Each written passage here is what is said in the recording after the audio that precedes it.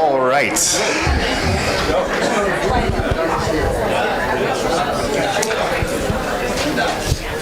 I want to welcome all of you to our amazing panel of speakers and all of you that are pretty amazing people here. So thank you for coming.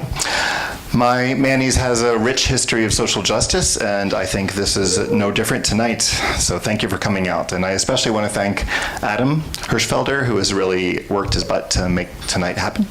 So thank you, Adam. I'm Dr. Alan Siegel. I've been working for Contra Costa County with the underserved for about 25 years as a family physician. And I'm also the co-founder for Social Prescribing USA. And pretty much every day I figured out that I've been working about 6,000 days at my clinic over 25 years. And pretty much every day is hearing about anxiety, depression, chronic pain, chronic disease.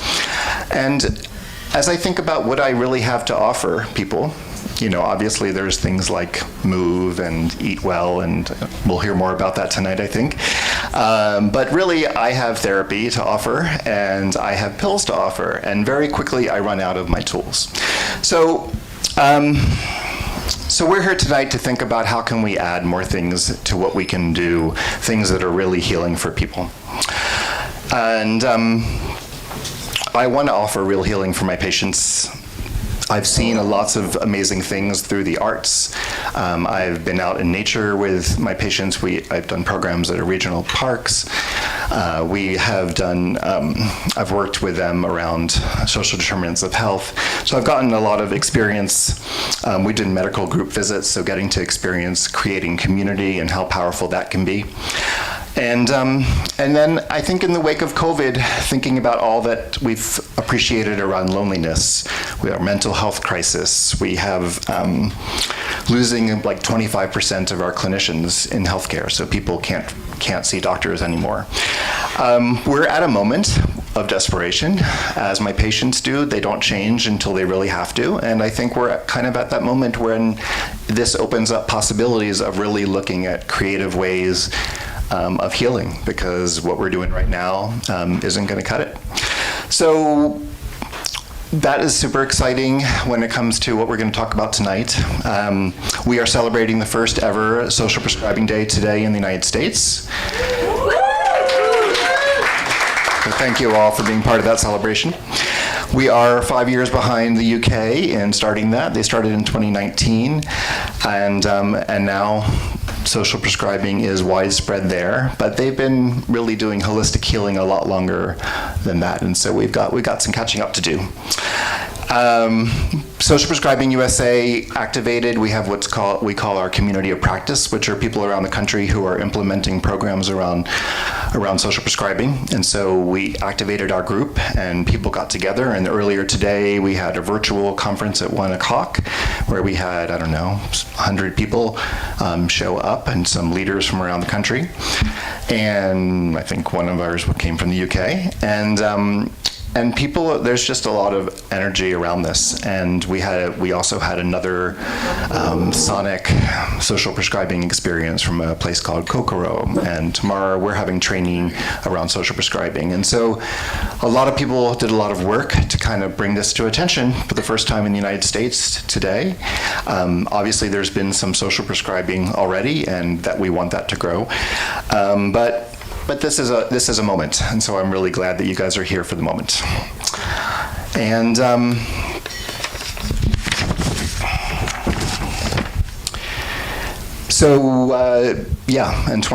we have about 29 other countries now celebrating Social Prescribing Day today, so we are later to the picture.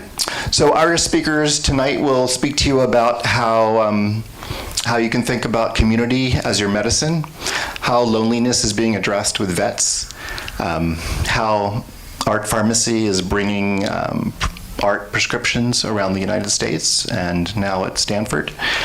And so let's take a step back, think about how we might be able to redo this healthcare thing a little bit, base it more in holistic healing, base it more in equity, and move forward.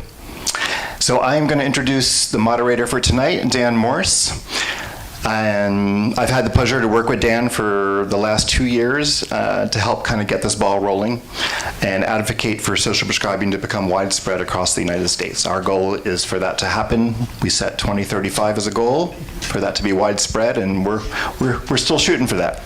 So this may be part of that. Dan is a visionary and had the insight 4 years ago to identify that loneliness is a problem, and saw people across the pond doing this work and said, why can't we do what they're doing? And so he's been talking to everybody he could possibly talk to over the last bunch of years, and now it's really getting momentum, and people are paying attention. So it's really fun to have you guys as part of this, and I'll hand it over to Dan.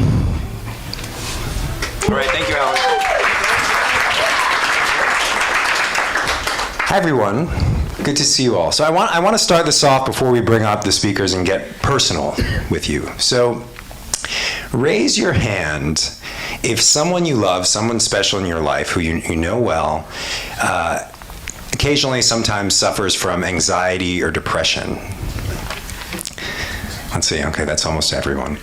How many of them have you even lovingly worked with to try to support, and it just seems like the solutions of therapy and pills just aren't cutting it, and you're like frustrated and be like, there has to be another way. Like this is really, really tough for my loved one.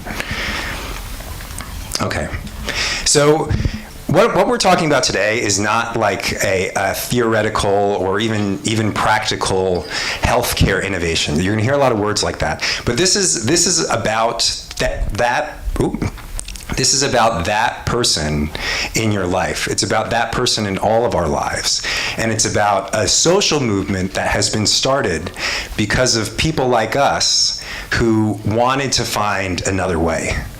And a lot of the origins and the growth of this social prescribing movement has come from some groundbreaking research that's really, really inspiring. So they did research at Harvard School of, the Harvard Flourishing Program did research.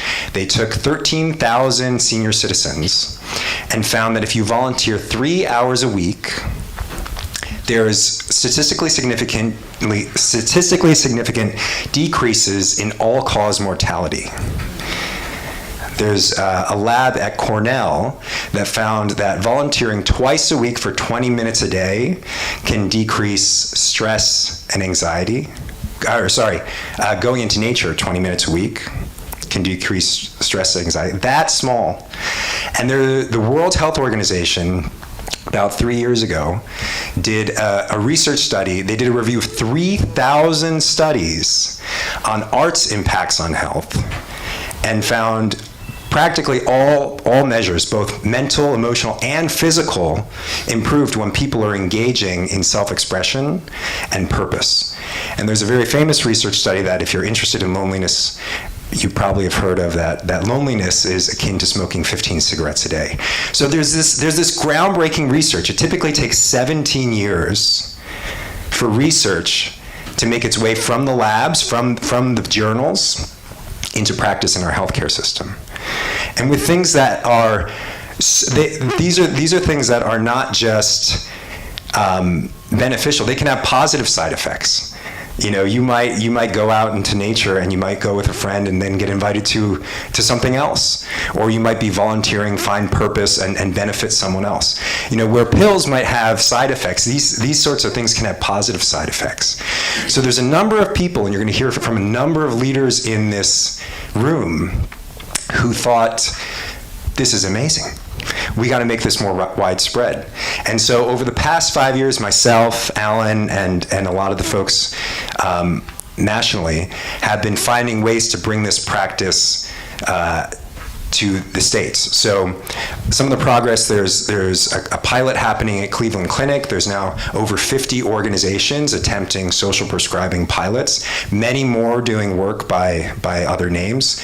And I get, through our mailing list, dozens of people every week signing up saying, how can I research this? How can I participate? How can I be involved? Within the past 18 months, we've done a small conference at Harvard, one at Columbia, a series of events with the New York Federal Reserve Bank, because they realize that so much economic activity that's going to the pharmaceutical companies could be spent locally on things that actually create health instead of just treating sickness. And so today you're going to hear from three leaders, Alan alluded to some of them, who are really pioneering this practice nationally and paving the way for people like us to pick up the baton so that we can serve the loved ones in our own life with a new paradigm of health, a new way of thinking about wellness, and a new tool for self-care that's going to change the entire world. So with that, I'm going to invite up our first speaker, Elizabeth Markle, who's doing absolutely incredible work. She's the co-founder and executive director of Open Source Wellness. She's going to tell you a little bit about their work, but they're enabling this work in clinics all around the country. So give it up for Elizabeth. Thank you, thank you. Hi. Oh, look at that. Hi. I'm Dr. Elizabeth Markle. Everybody calls me Liz, and I hope you will too. I'm a psychologist by training and a professor of community mental health at a university right down the street here. And I worked for many years in integrated primary care behavioral health, which is just a lot of words to mean being the therapist or the psychologist that's supporting the healthcare system directly. I worked in emergency departments and tiny clinics and the giant San Francisco VA Medical Center. We've got some VA folks here. And during that time, I got very, very interested in what I now call behavioral prescriptions. And this is when a doctor or a therapist says something like, you should exercise more, or you need to eat better, or you should reduce your stress, or even something like, you need some social connection, you need some support in your life. Anybody ever heard one of these or delivered these? Yeah. So these are fundamentally good advice, right? There's nothing wrong with the prescription. The problem is that it's usually followed by something that sounds like, all right then, good luck with that. Take care now. I'll see you in 6 weeks or 6 months. And that's the end of the conversation. It's a prescription to nowhere if you don't have a lot of privilege and a lot of resources to hire yourself a private health coach and take up Pilates and start shopping at Whole Foods, etc. So in 2016, my co-founder and I said, what would it look like to design a behavioral pharmacy? Like if we're going to make behavioral prescriptions, what would be the delivery system on the other side that would catch people? And we started right in Oakland in partnership with a local federally qualified health center to build out what this would look like. And here's sort of what it looks like. We support participants with a universal prescription that we abbreviate MOVE, Nourish, Connect, and Be. Physical activity, healthy food, social connection, and stress reduction. And we do this based on the prescriptions of their providers. And it's been a long journey to go from tiny pilot to group medical visits to now drawing down Medi-Cal funding via CalAIM, and now talking with our partners about how this gets spread. But one of the commitments that we made early on was that we were going to be not informational, but experiential. Saying, you know what, people don't need to be told again and again and again what they should do. They need a place to do it together in community with support and make it fun. Experiential medicine. So, I think it would be a little ironic of me to stand up here and talk at you about experiential medicine. Everybody talks about microdosing these days. Would you be open to a microdose of community as medicine? Yes. Oh, you opted in. This is informed consent right here. Okay. If you're game for this, and if it works for your body, would you please stand up and find yourself facing someone you don't know? You need a buddy. That's somebody you don't know.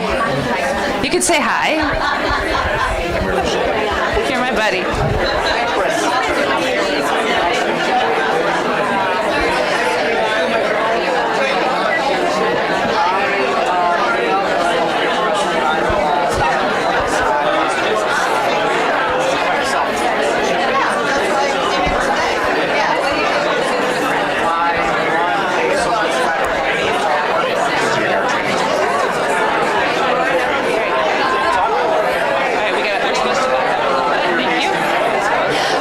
look this way, if you would. All right, look this way and just wave at me if you can see me.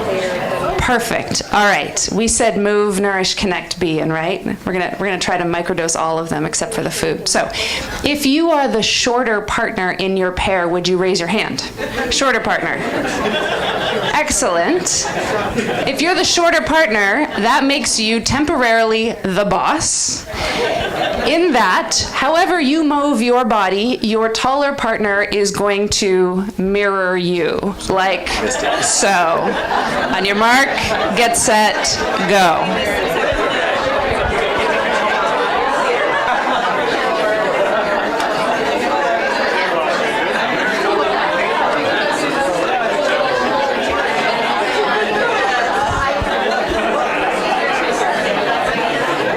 Okay, freeze wherever you are. Switch roles, other person leads. Go.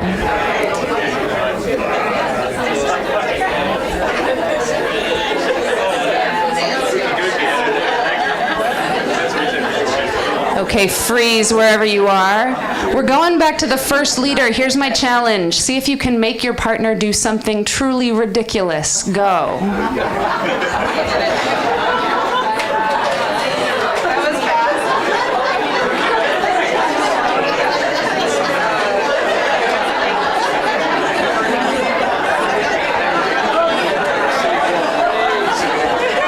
Freeze wherever you are. Switching to the second partner. This is your last chance to get back at them. Go. Clown, okay, so we're gonna do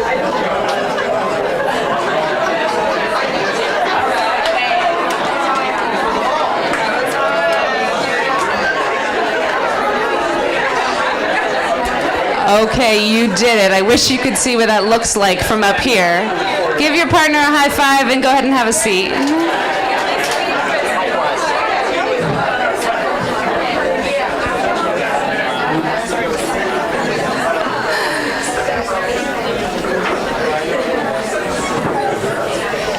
It is generous of you to do that with me. So we laughed, we connected, we played. I'm going to invite you to just for one moment bring your attention down and in. If you like closing your eyes, you can, but you certainly don't need to. Just take a moment to pay attention to what's happening inside your own skin.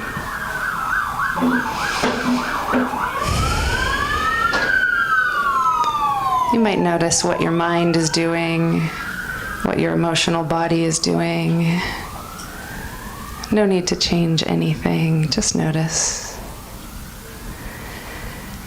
And then I have a question for you to reflect on, which is, if you were your whole life's doctor, not just your body's doctor, your whole life's doctor, what would you prescribe for yourself?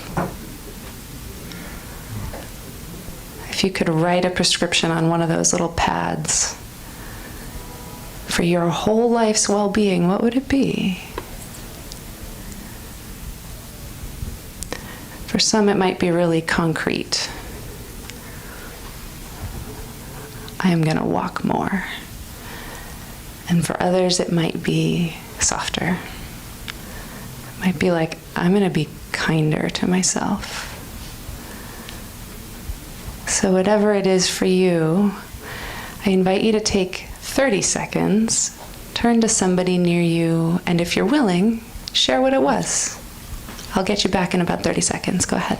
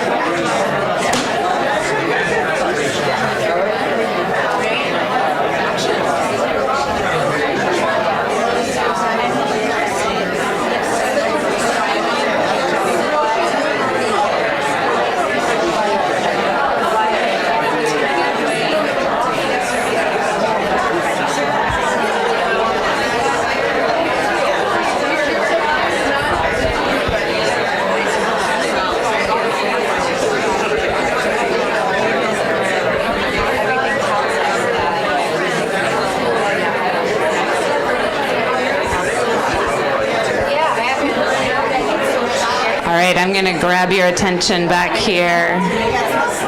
Just turn your eyes this way when you're ready. How are you feeling? You doing okay? We awake? Yeah, thank you. So here's kind of how it works with open source wellness and this community as medicine model. We are in partnership with, I think, 13 federally qualified health centers now in Alameda County. And based on provider prescriptions into the model, we get these aggregated referrals from many, many of these clinics. And we train the providers to say something like this: I'm going to write you a prescription, but it's not for medication. It's for participation in a community that's dedicated to well-being. If the patient is interested, they get a phone call from one of our coaches.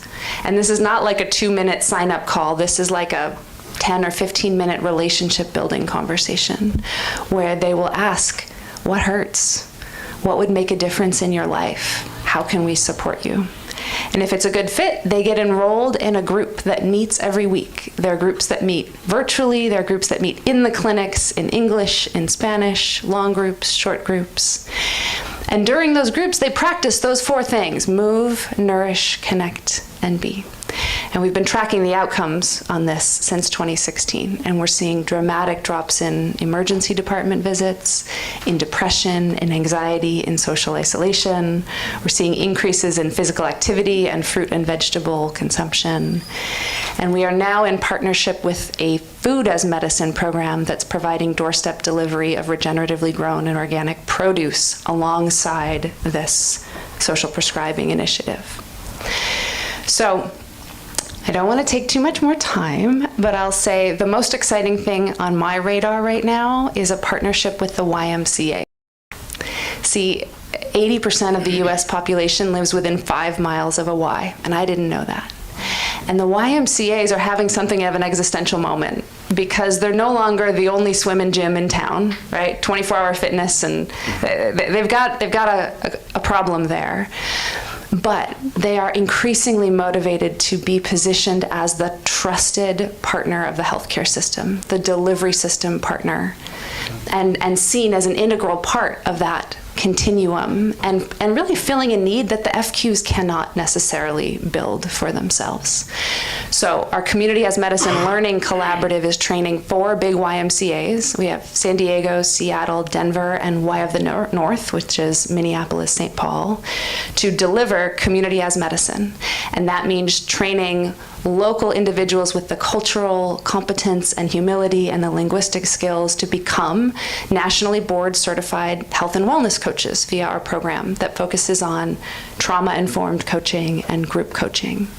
So we are about 1/3 of the way through that program. Each of those Ys will be launching their programs in September. And by this time next year, I will hope to have outcomes plus 20 more Ys that are getting ready to roll this out. So I will pause there. I'll just say I'm so happy to be here, and I'm excited to be in conversation with each of you. Come find me afterwards, and let's talk about how we make this go. Thank you so much for bringing us together. And we're going to have a Q&A at the end. So there's a saying in social prescribing. For the past century, doctors have been asking the question, what's wrong with you? What's the matter? Where in the world of social prescribing, we like to ask, what matters to you? Let's build a strengths-based approach and get connected with community and activities that can help us thrive. So we heard from a healthcare implementation. Something that's interesting about social prescribing is it doesn't just happen in healthcare. Really what a social prescription is it's listening to someone and helping them to understand what could help them thrive and giving referral to nature, community, arts, volunteering. And many of you who are part of organizations might be thinking, what are the applications outside of healthcare? How can I partner? How can I get something like this in my organization that also cares about the well-being of the people we touch? And so we're next going to hear from a really incredible pioneering duo who has set up an arts prescription program. We have Deborah Cullinan, who's a vice president at Stanford, and we have Chris Appleton, the CEO of Arts Pharmacy. So let's hear from you both about your amazing program.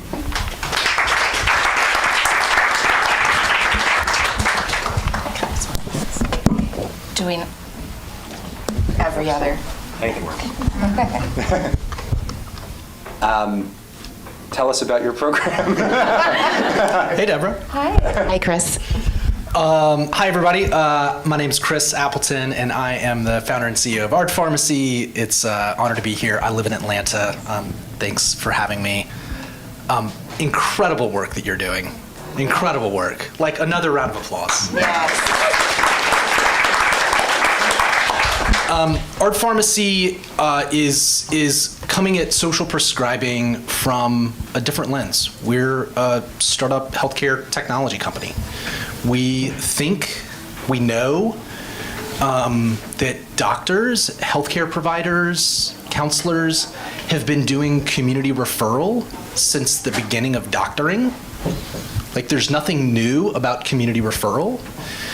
And about 40 years of research, part of which Dan referenced, makes really clear that engaging with the arts improves health outcomes.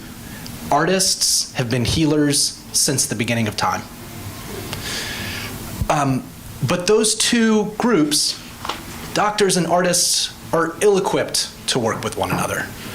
There's certainly exceptions to that, but our systems are not built for them to work together. And so Art Pharmacy is the plumbing, the infrastructure to make those two systems work together. And we're incredibly grateful to work with Deborah and the team at Stanford Arts to bring arts-based social prescribing to Stanford students. Hi, Chris. I'm so glad to be here. My name is Deborah, and I have been here in San Francisco for a very long time. So I worked on this block for probably close to 15 years at Intersection for the Arts, a long time ago. So glad to be here and glad to be back. I will say, I guess, just a couple of things about why Stanford is doing this, and maybe a few things about how we've got it working so far. So I'm the first full-time vice president for the arts at Stanford. I've been in the role for approximately 2 years. And part of my role is to oversee a portfolio of really extraordinary organizations, like our museums and our performing arts presenting organizations, and a bunch of other academic-facing units. And I report to the president, and I point that out just to make sure that it is clear that being able to bring the arts to that table and to have the arts and what we know about art and creativity a part of every conversation has been so important. Art and safety on campus, art and mental health, art and how we think about neighborhoods or culture building. And one of the things that I heard a lot when I first got to Stanford was art should be everywhere. And of course it should. But I think that what a lot of people meant was a public art program, art on the walls, art on the stages, which is absolutely true. Art should be everywhere. And it should be integrated into the systems and structures that make up the daily life in our communities. So I think of my role at Stanford as being part of it to be able to be a platform for demonstrating how we could do that. And so given, as Chris said, what we know about the evidence is in and it is mounting, art is good for us in all kinds of ways. And so we know this to be true. So our job was to look for the systems across campus that we could integrate the arts into. And in so doing, support students and the community around us, but then also think about Stanford as a platform to contribute to the momentum that we're seeing in this country. So we can talk a little bit about how the program actually works. Do you want to do that? Do you want me to do that? Sure. So there are many different what we call prescribing partners on campus at Stanford, from wellness coaches at Vaden Health Services to student affairs and housing, and an emerging partnership with the athletic department. And all of these different stakeholders on campus have a common challenge, and it is that, and this is certainly not unique to Stanford, this is just, pick up a newspaper, this is true at every college campus across the country, there's a student mental health crisis going on. There's a real need for students to get access to timely, culturally relevant, accessible care. And it's a challenge at universities across the country to really meet that demand. And so that's an important role that the arts can play. So at Stanford, we have our prescribing partners that write a prescription, typically for students for 9 doses of arts and culture.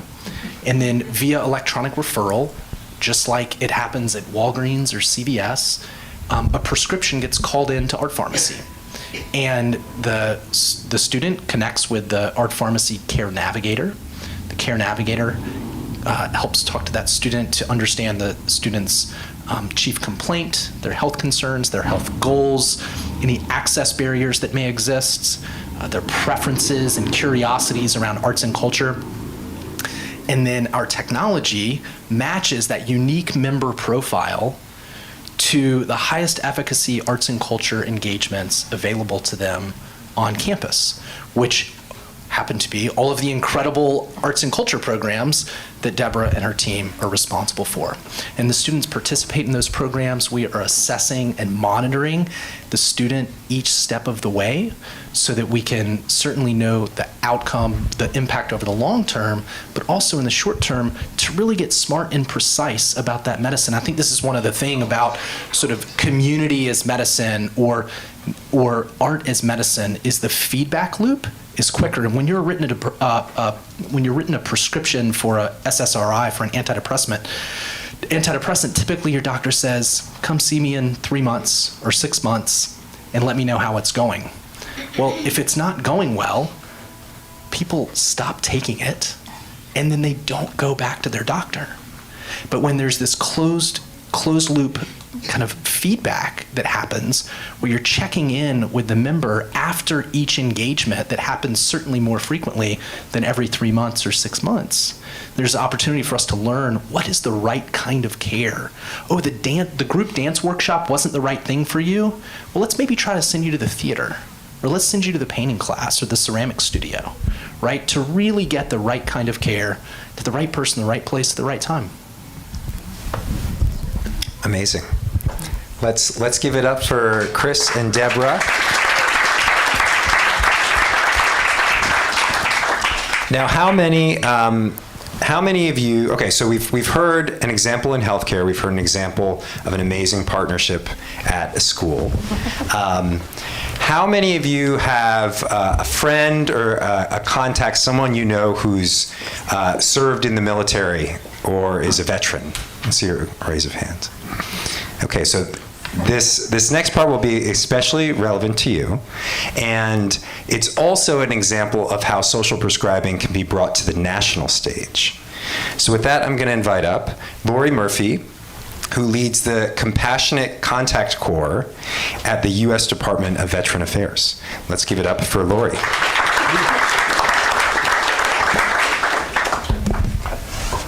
Hi. Hi. I'm Lori. So Lori, let's hear a little bit about your program and how you're thinking about integrating this idea of social prescribing into the services that the VA provides to veterans. Yeah, I kind of want to start off giving everybody a scope about VA healthcare. I've worked at VA for about 7 years now, and I'll be honest, before I worked there, I didn't really understand how VA worked, so I'm going to assume there are some folks in the audience that feel the same. So VA is the largest integrated healthcare system in the country. We have 172 medical centers, and we serve over 9 million veterans. So we're pretty massive. About 50% of the veterans that we take care of are over 65. So you think about Vietnam era, Korean War, even a few World War II era veterans. So a really large older adult population.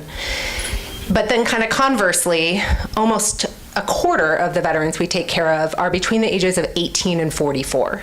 So our Iraq and Afghanistan era veterans. So we also have a pretty large younger adult population. At least a quarter of veterans getting care at VA are diagnosed with PTSD, and we believe that's probably underreported. So we have a large population of patients with mental health issues, and then at least 20% of veterans live alone. So when you think about the risk factors for loneliness, you think about things like older age, younger age, and especially younger age and folks who are going through a transitional period. So think about that transition, exiting the military and going into civilian life. That's a pretty big transition. The risk factors for loneliness, you think about mental health issues, and you think about living alone. So in the VA, we have a pretty high-risk population of veterans, of patients that we're taking care of. They're at high risk for loneliness. And our internal studies show that. So we have an internal psychosocial screening. We call it the ACORN. It looks at all kinds of basically social drivers of health, transportation, food access, and social relationships. Consistently, social relationships, so isolation, loneliness, is rated as the second highest social need. Above transportation, above food, above housing, it's social isolation that veterans are telling us they're struggling with, 29% of them. So VA recognizes with this data that we have, in addition to all the other research out there just from the community, that loneliness is a pretty big issue for our veterans, and we need to do something to address it. So they've really caught on to this idea of social prescribing for our veterans. A lot of veterans tell us they want more whole health type programming to address their medical needs. So one of our best practices for social prescribing is compassionate contact core. So it is a social prescription where we're matching trained VA volunteers with veterans who are feeling lonely. And those volunteers call their matched veteran about once a week for friendly conversation and companionship. So it's a phone buddy program. And I readily admit this program is not super unique. There are lots of phone buddy programs out in communities. My parents used to volunteer through their church in a very similar program. I think what makes Compassionate Contact Core really unique is that it's being organized within the healthcare system. So that volunteer is, an unpaid VA employee, and they are covered under that safety net of VA healthcare. If that veteran has a healthcare need, they have a direct contact back to the healthcare team. I can give you an example, and actually I think Jules Holtz, I think she did a talk earlier on your virtual. She has a book coming out this summer about social prescribing, and she features Compassionate Contact Core in it. She interviewed myself and Prince Taylor. He's the deputy director of our voluntary services, and she also interviewed a veteran and a volunteer who are engaged in the Compassionate Contact Core program. And I bring them up because that veteran's a really good example of a patient who is pretty disengaged with his health care. He's older, he lives alone, he's very isolated, he doesn't have any local family and friends. His health was declining, he was having falls, and he wasn't reaching out to us at VA for a variety of reasons. So somehow he got linked up to Compassionate Contact Core, and his volunteer started calling him and kind of figured out through their conversations each week that this veteran was really struggling and was alone and didn't have the health care that he needed. So cut to many months later, that veteran now has home-based primary care, so he has a medical team coming out to his home. He has the medical equipment he needs to get a safe shower and move around his apartment. He has home-delivered meals. These are all things that are making him more independent to be able to continue living in the community and are improving his well-being. And he has a friend who calls him every week just to say, hey, what did you watch on TV last night? What did you make for dinner? Tell me about your dog. Somebody who cares. So Compassionate Contact Core started, it was really a pandemic program. There were 8 of us across the country, a couple social workers, a couple voluntary service specialists. In March, April of 2020, we were recognizing this growing issue of loneliness and kind of the urgency. A hallmark of a VA clinic is our canteens. So, it's just a cafeteria and a little coffee cart. But if you go to any VA facility, that is like the heartbeat of the facility, and it's just tables of veterans, all in their veteran hats, sitting around drinking coffee and gabbing like a bunch of schoolgirls. So it was heartbreaking in the pandemic to walk through the VA clinic and not see the veterans sitting there. The tables were gone and they were not there. So it was a visual reminder that, holy smokes, where are these veterans? Oh, they're all at home and they're not connecting anymore. And we had a bunch of volunteers who were now disengaged. They weren't coming into the clinics. So this was really kind of like a grassroots project to bring together veterans and volunteers and, well, let's just have them call each other. I didn't know about social prescribing back then. We didn't name it that. But I think part of why I was invited to come here today is because Compassionate Contact Corps has really become a great example of how quickly social prescribing can catch on for everyone. The veterans, the volunteers, and the clinicians, they all gave us such immediate positive feedback about what this program meant to them. We couldn't stop. It started as this grassroots effort and just flourished from there. We started getting outreach from other VA facilities with interest in how could they start up their program. And now, 4 years later, we're at over 90 VA facilities and growing. A couple years ago, I took it to VA's version of the Shark Tank competition. It was a big winner, and so I've been working with the VA's innovation ecosystem since then to really work on formalizing that replication and really put VA on the map as a social prescribing leader. And I'm really proud that we are there, and the veterans are really responding to that. So I didn't let you talk at all, but no, that's amazing. Give it up for Lori. So we're gonna go a layer deeper with Q&A, but before we transit, first everyone just shake it out a little bit. I think we've been sitting for a little bit, so get the motion, get the blood flowing, and to tee up our Q&A, I'm gonna first throw a question back to you, which is we're going to turn very briefly with the people we're sitting next to. I want you to share, why are you here? There's a lot of stuff happening in San Francisco, a lot of stuff happening in the Bay Area. Why did you want to come here today and participate in this? So that's the first question. And then the second question is, what resonated with you, and what are your hanging questions? What are the questions that are still lingering and bouncing around your head after hearing all these amazing leaders share? And then we'll take some of those questions, and I'm sure that it'll blow a lot of your minds, and there'll be a lot more clarity that comes. So let's take a minute. Try to connect with someone you haven't met yet, and share the personal story. Share the personal story about why you're here.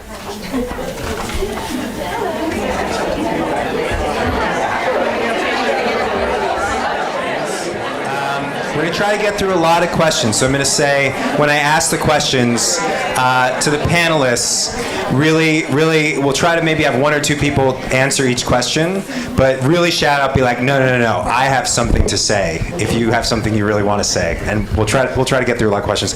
I first want to kick off with the first question. There's been a tremendous amount of progress in a short amount of time. There's still way bigger hoops to jump through to have this on a national scale. In the UK, this is a national program at the NHS. So you can go into any clinic in the NHS and get a social prescription. That's what we're aiming for in the US. I want to ask the panelists to kick us off.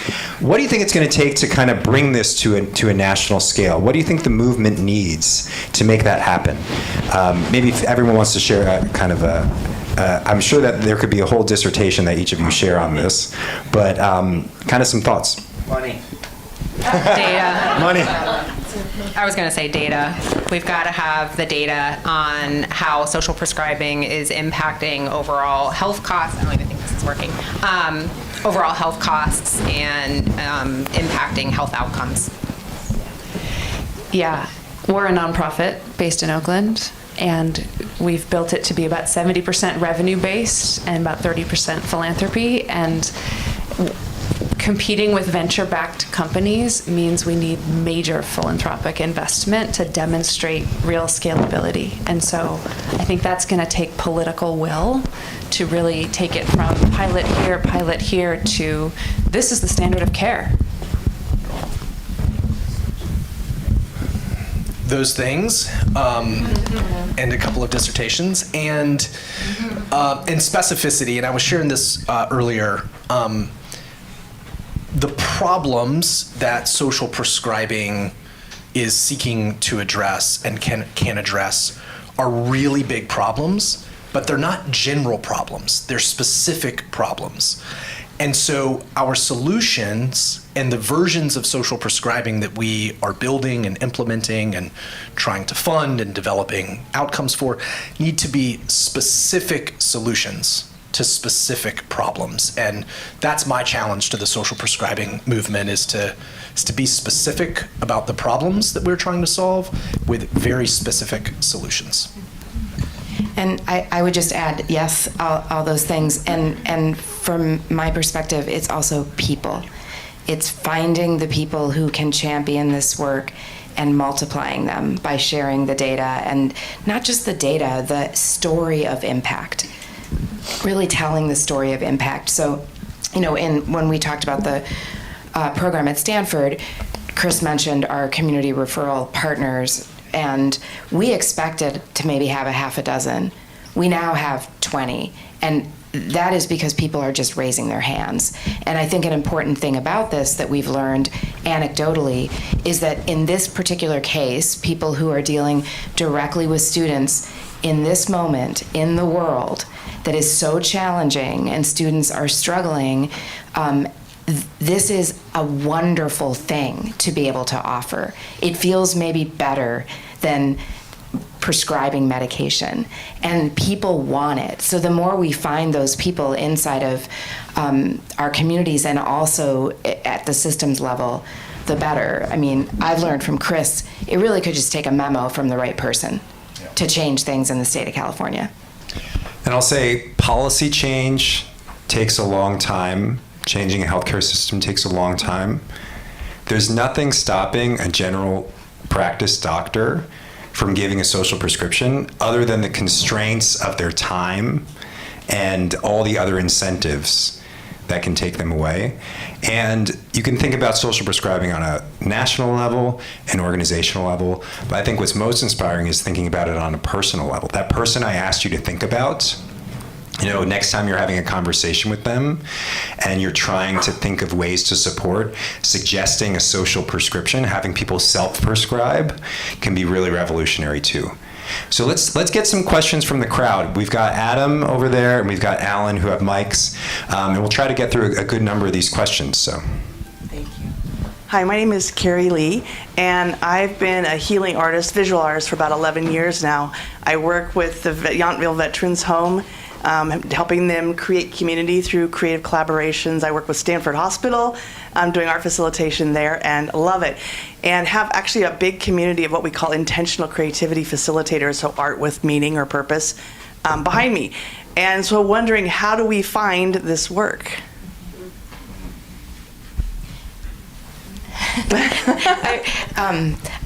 I think this is exactly what I mean, that there are already so many people who are working in this realm in different kinds of ways. And one of the things that we have to better do is just connect. Just simply connect and coordinate, and I will repeat it over and over again. Tell the story of the consequential impact that art has in our lives over and over again until it just is. So there's that connecting, and you can find me at Stanford. I'll say also the social prescribing movement really is a collection of movements. So for arts specifically, the Center for Arts and Medicine at University of Florida, Jill Sankey's been doing incredible work. Get on their mailing list. They have webinars. The National Organization for Arts and Health has a conference. We've participated and helped supported a number of online community of practices. And so it's about these people finding each other. But it's not just arts.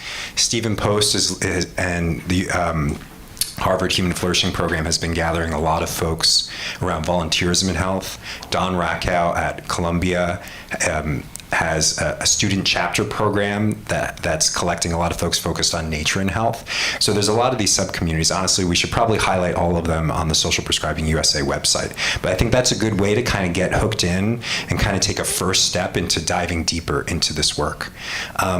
Let's see if there's any other questions. And I'm going to try to get through the questions. And if we're moving on to the next question, there's a panelist who's like, wait, I have something to say. Feel free to shout out. Thank you. Hi, everybody. My name is Julene Johnson, and I am one of the co-directors of the Sound Health Network, which is an initiative of the National Endowment for the Arts with NIH Kennedy Center and Renee Fleming. My question that we get all the time at the Sound Health Network is, why are insurance companies not on board? And I didn't hear any of you mention that. I was just curious. So would love to hear your reaction to that. Well, I think that both, I know that both Art Pharmacy and Open Source Wellness are working with insurance companies. The VA is a integrated payer and health system. So they are on board, but it's early. The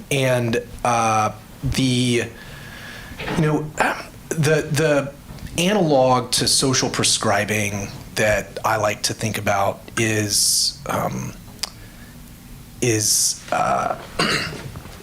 program that many of you all are probably familiar with that emerged about 30 years ago called Silver Sneakers. No one in this room can disassociate the idea that our health outcomes are connected to our physical activity level. We know that, it's obvious, right? But 30 years ago, that wasn't true. Right? Not everyone in this room would have said that. And a company emerged 32 years ago called Silver Sneakers that built a national network of fitness programs and physical activity programs for older adults at senior centers and YMCAs and community centers. And then after 7 years, took it to Medicare. And they say, look, Medicare, we're saving you gazillions of dollars. And now every single person on a Medicare plan, Medicare Advantage plan, has access to a Silver Sneakers membership or competitor Silver Sneakers, paid for by the US taxpayer, right? So it is coming. Social prescribing being proliferated through the United States is coming, but it takes all of the things, the specificity, the outcomes, the political will, the people, to really make that happen. But health plans are participating today, and I believe very much so they will be at scale in a decade. Yeah, I can add on to that, and thank you. When we started this 8 years ago, when I was a postdoc, I went to payers and I said, I have an idea, we're going to do this thing. And they basically patted me on the head and they said, that's cute. Show me your 10-year ROI data. That's what they wanted from me. And I was like, well, forget that. That's going to be a minute. And we watched Dean Ornish do what Silver Sneakers had done, except it took him 30 years to demonstrate that cardiac rehab programs and his whole program can save $30,000 per patient if it's at the right moment. So I think where we are now is that progressive, committed, values-driven executives in payers can greenlight these things at the pilot level, and we can be crafty in how we tuck these things under existing policy innovations. So right now, food as medicine is having its moment, right? There's food as medicine pilots everywhere, and open source wellness is getting tucked under food as medicine. So we're pairing food with the health and wellness coaching and the social connection. And so that sometimes results in having to cramp our style in some ways, but I think that is part of the path to full legitimization. Awesome. Let's take another question. Hi. I was actually curious about more of the interventions around human contact, because there's a whole kaleidoscope of things you're doing that are wonderful, but you mentioned compassionate conversations, but are there other things around relationship building or social connection that are interventions you work with? Yeah, I can start with that one.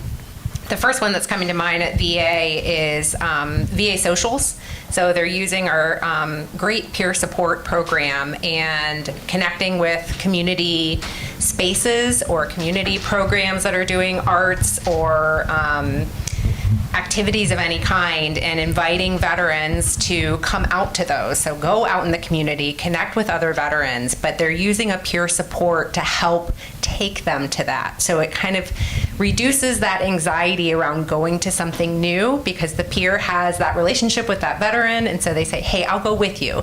I'll call you and make sure you remember the time, and we'll show up together and we'll figure it out.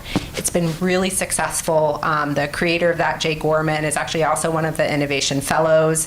So his program has also spread. I don't know off the top of my head how many, but that's just another example. I agree with you. I think we have to have a variety of programs under the umbrella of social prescribing. There's not one magic wand that's going to solve it all. So. And I would also just add to that too that one of the things that is so wonderful about Art Pharmacy's model working with a care navigator is that in this sort of intake, getting to know, in our case, the student, you're also learning how they feel about their own social connections. And a lot of what is happening and what actually are barriers for these young people is they don't want to go alone. And so, great, then bring a friend. That's part of the prescription. Let's make that work, or let's find a group activity for you. So I think in the case of the arts prescribing, it has a lot to do with social connection and people engaging with others or having collective experiences. If you want to go deeper into this topic, the UK has a Minister of Loneliness, and I think it might be the Wellcome Trust in partnership with the government gave out $11 million in grants projects for creative things in all across society, creative ways to address loneliness. And it's things as much as funding board games at community centers to friendly benches, which are benches in parks that have a sign that say, if you're sitting here, it's implied that if someone sits next to you, you're going to chat with people, which is really nice. And so there's an organization, Healthy by Design, which is doing urban design. And so it's hard to think about any of these things as sort of an isolated interaction, but it's more of an entire web, an entire ecosystem of how we interact. And so some folks are addressing it on that more macro level too. Let's have another question.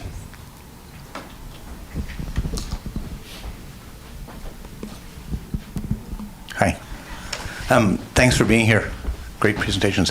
I'm David Pepper. I'm a family doc. I used to run Mission Neighborhood Health Center, which is 3 blocks that way. And I've worked for the county medical systems. So first I know, and I'm a good friend of Alan's, how many physicians in the room? Yeah, that's what I thought. None. None, right? Except us 2. So, when Lori, we were talking, find a physician champion. I mean, they are there, but we are so stressed and spread thin. And sure, write a script, but nobody's going to, follow it. Follow the money. Pharma, 11 million is like 1 second of Eli Lilly. It's profit. It's ridiculous how much money they have. And then the other one is connections. How can the VA and Stanford talk to the students? And how can the students bring art supplies to the VA once a week? Because it's those partnerships. You guys are all on the front edge. I love Alan to death. We've been friends for many years. And, he does such good work. And you guys are doing good work. And I wish, I look forward to the day in, hopefully not 5 years when your report is out, or 25 years. But, if I could give you, other than $100 million to do your study, or, the shuttle to go back and forth from the VA to the student center, bring the vets in, even better, that'd be fun. What would be your dream? What's your, if you had a wish, right? And a lot of it's money, but maybe think of it that way. And again, thank you so much for your time. I'll go first. One of the things I think of is the education piece about all of this. And we've all referenced it, how loneliness and social connections, it's just part of your overall whole health picture. You need enough sleep, you need a healthy diet, you need enough exercise, and you need to have social connections. You need to have relationships in your life to have an overall healthy lifestyle. And I think in this room, we probably all know that, and the message is starting to trickle out, but I think we need to do, one of my wishes is that would just be everybody would just know that is part of your health picture. And I think both clinicians, so physicians and nurses and social workers, but also the patients, I really want them to deeply understand and agree and appreciate how important having regular connections is to their overall health picture.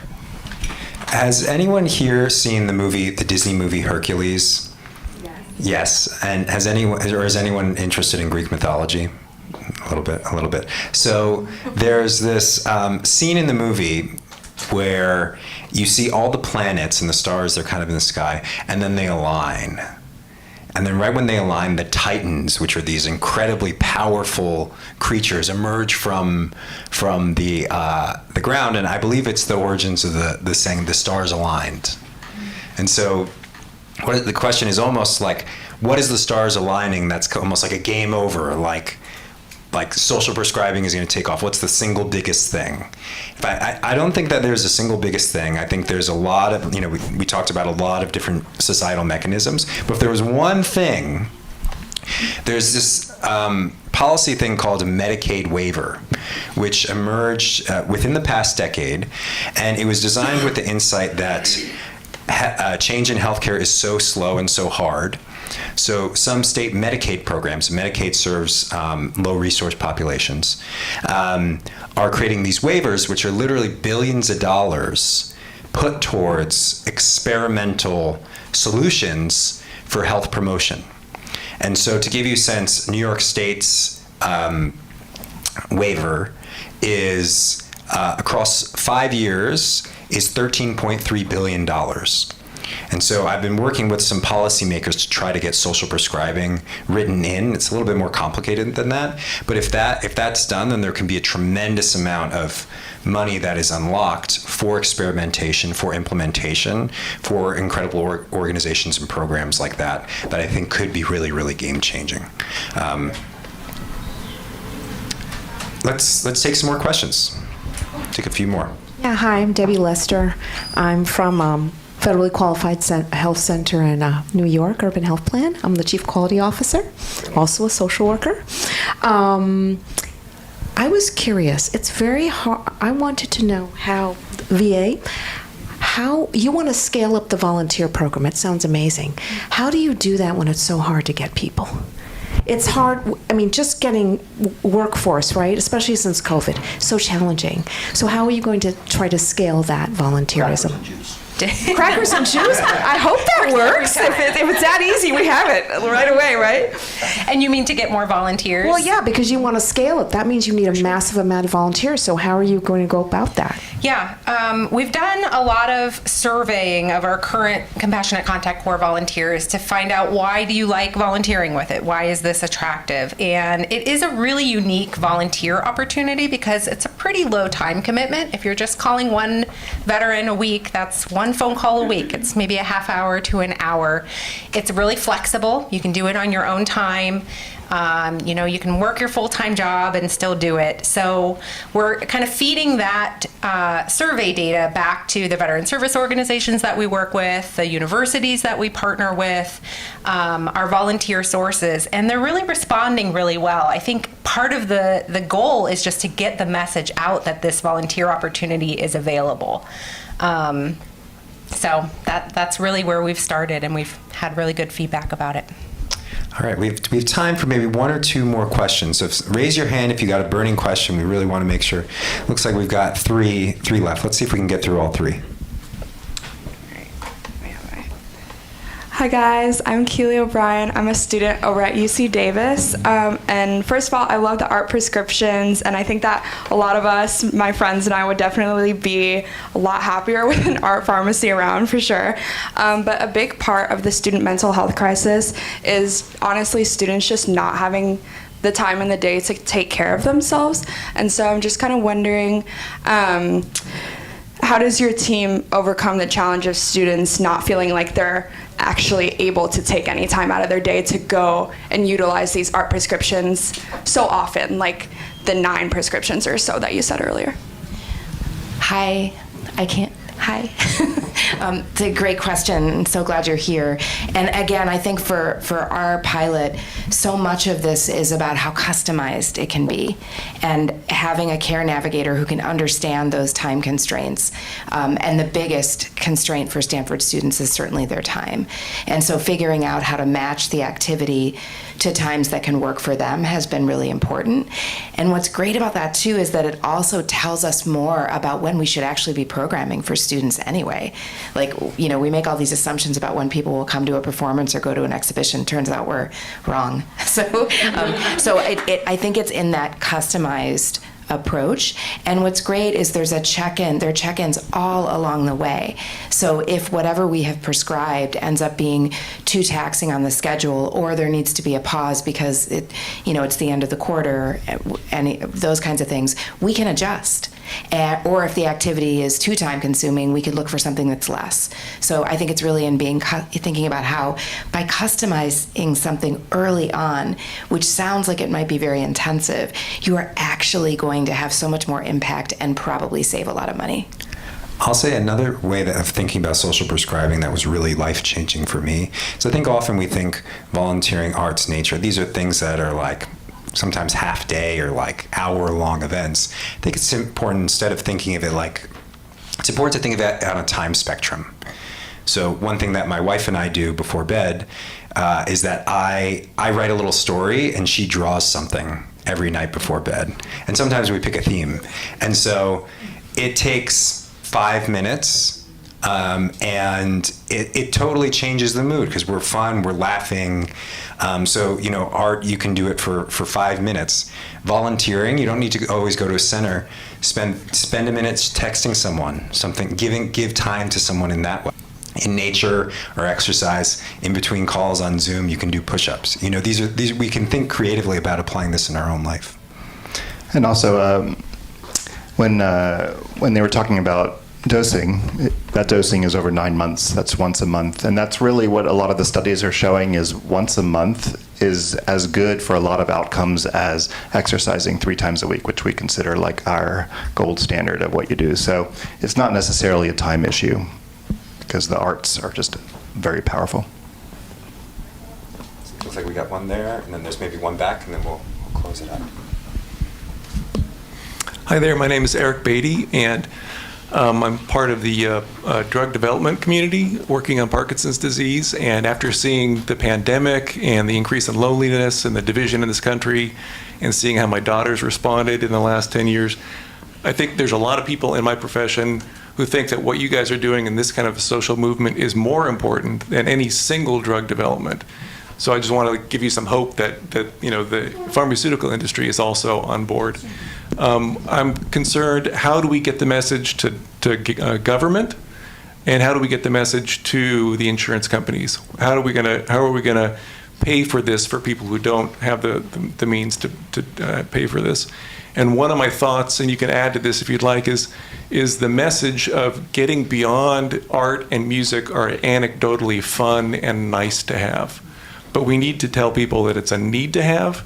And as a neuroscientist, I would suggest something like art and music and social interaction, just like what we've been through in this meeting, is much more globally engaging of the entire cortex, rather than doing a math problem or doing a crossword puzzle. So if we could get messages like that across, like why this is so important, because nothing else besides social engagement and art and music globally engage every section of the cortex, and that's what really helps and heals the brain. So I wish you guys all the best and all the luck, because we need more of this movement. Thank you. So many thoughts. I think that the pharmaceutical industry has a role in the social prescribing movement. We'd be very interested in working with you. Why shouldn't the drug rep walking into the doctor's office with their bag of tricks not include both a drug and or access to nature or arts or volunteering? If they can sell that and make money on that, and it's proliferated, I don't have an objection to that. I want health and well-being. I want dollars reinvested back into our community, to artists, to community organizations. Like, that's transformational of the system. The Sound Health Network is doing incredible work to help support the study of the impact of music on the brain. I had a great book, if you all don't know, Your Brain on Art by Ivy Ross and Dr. Susan Mag-Salmon at Hopkins. Talks just about this, about actually neuroaesthetics. So there's wonderful work that's being done. And how do we get the word out?